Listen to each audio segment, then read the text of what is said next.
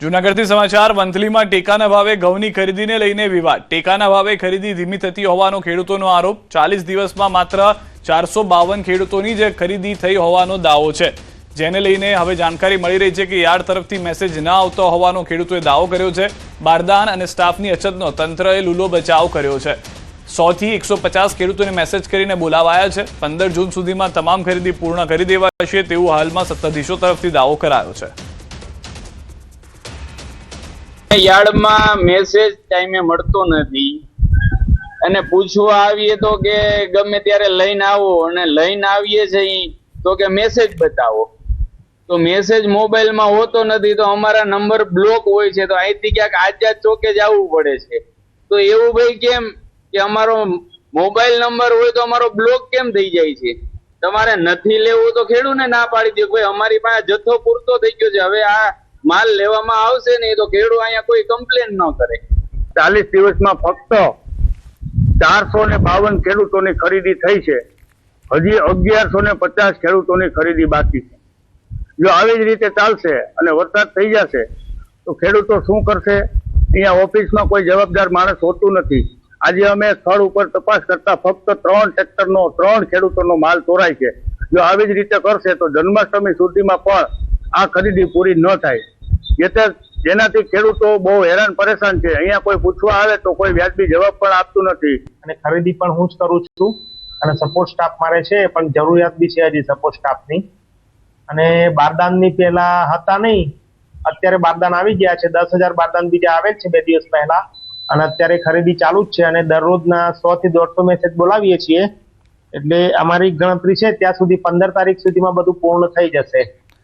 ભરૂચમાં ડબલ મર્ડરની ઘટનાથી ચકચાર। માતા પુત્રીની હત્યા, પરિવારના સભ્ય પર શંકા।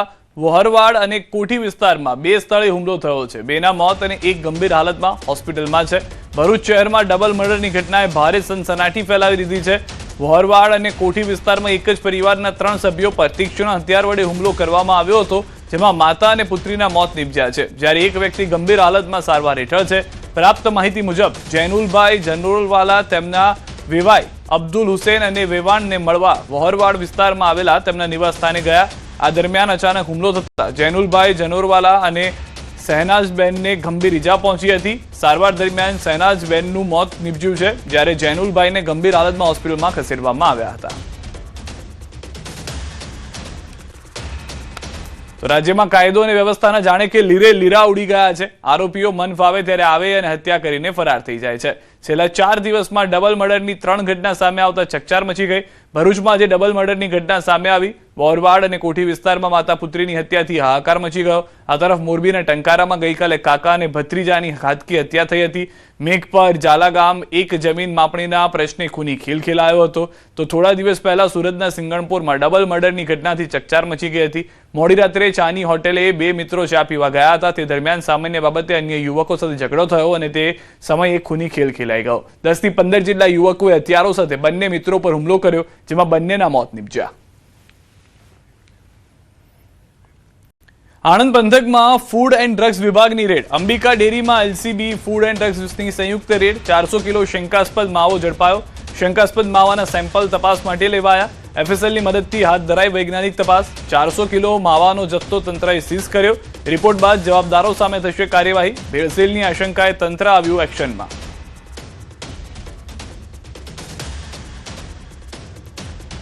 વલસાડ નજીક એક સાથે 8 વાહનોની ટક્કર। નેશનલ હાઈવે 48 પર સર્જાયો છે અકસ્માત। પારનેરા ગામ નજીક નેશનલ હાઈવે 48 પર ઓવરબ્રિજ પર બની છે ઘટના।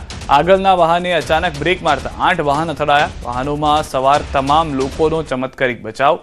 બનાવમાં 4 વાહનોમાં મોટું નુકસાન થયું। ઘટનાને પગલે નેશનલ હાઈવે પર ટ્રાફિક જામ સર્જાયો।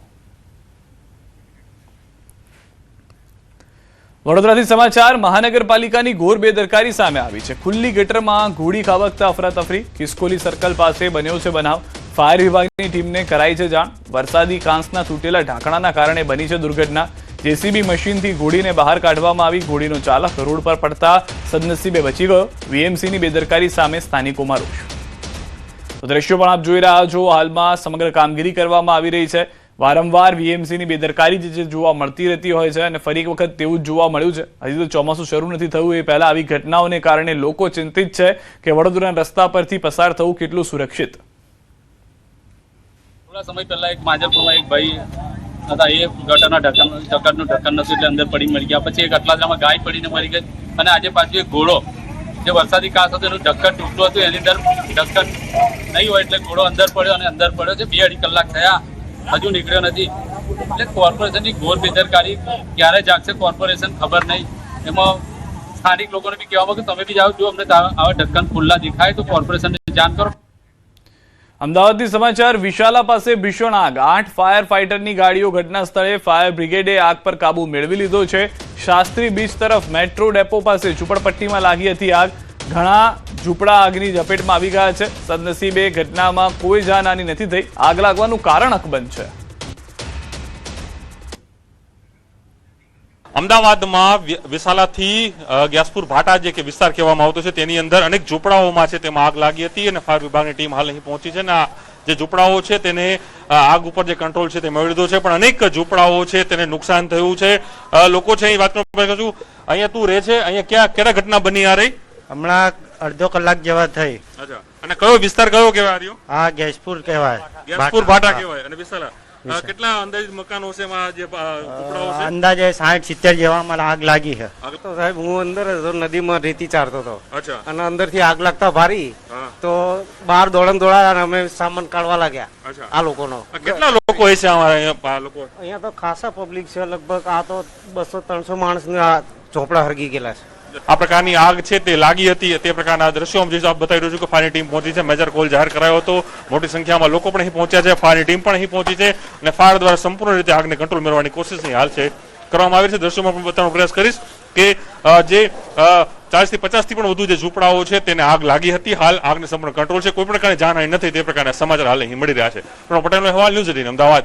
तकरीबन 3:08 के आसपास फायर कंट्रोल में कॉल मिला था कि झुग्गी झोपड़ी में आग लगी है। तकरीबन 200 झोपड़ियाँ यहाँ पे है और इमीडिएटली जो फायर व्हीकल्स होते हैं, गजराज होते हैं, उनको रवाना किए गए साइट पे और 10 मिनट के अंदर हमारे फायर व्हीकल्स यहाँ पे आ गए थे और अभी भी कामगिरी चल रही है। पॉकेट्स में फायर है पर 4 साइट से हमारे 8 गजराज और बाकी व्हीकल्स अभी अवेलेबल है जो फायर फाइटिंग कर रहे हैं। सर, कोई मेजर कॉल या मेजर कोई इंजर्ड कुछ है?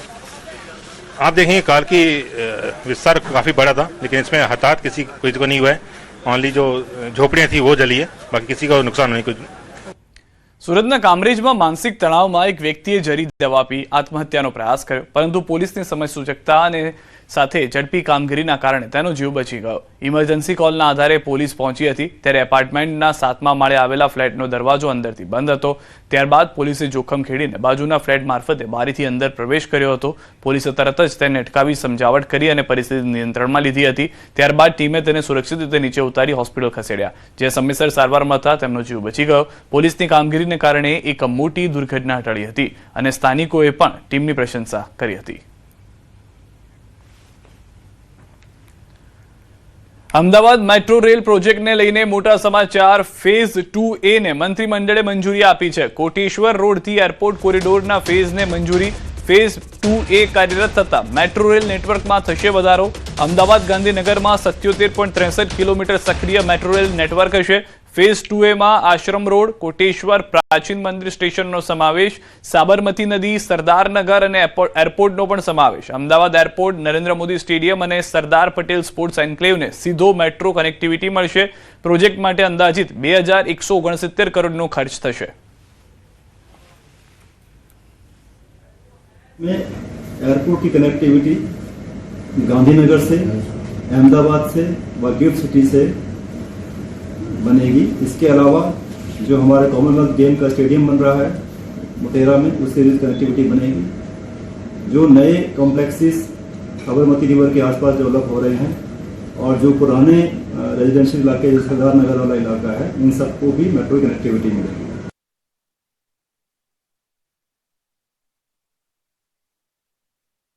મસ્જિદમાં વિવાદનો એક નવો અને ચોંકાવનારો વળાંક સામે આવ્યો છે। સંત સમાજના મુક્તાનંદ સ્વામીએ એક સનસનાટીપૂર્ણ વિડીયો જાહેર કરીને દાવો કર્યો છે કે મસ્જિદના ભોંયરામાં મૂર્તિઓ આવેલી છે। માર્ચ મહિનામાં શૂટ કરાયેલા વિડીયોમાં ભોંયરાની અંદર એક કોતરણીવાળી શિલા દેખાય છે, જેમાં મૂર્તિઓ જેવી આકૃતિઓ હોવાનો ઉલ્લેખ કરાયો છે. આ સાથે જ સ્વામીએ પરિસરમાં આવેલા કૂવાની વૈજ્ઞાનિક તપાસ કરવાની માંગ પણ કરી છે, જેથી વધુ અવશેષો સામે આવી શકે છે.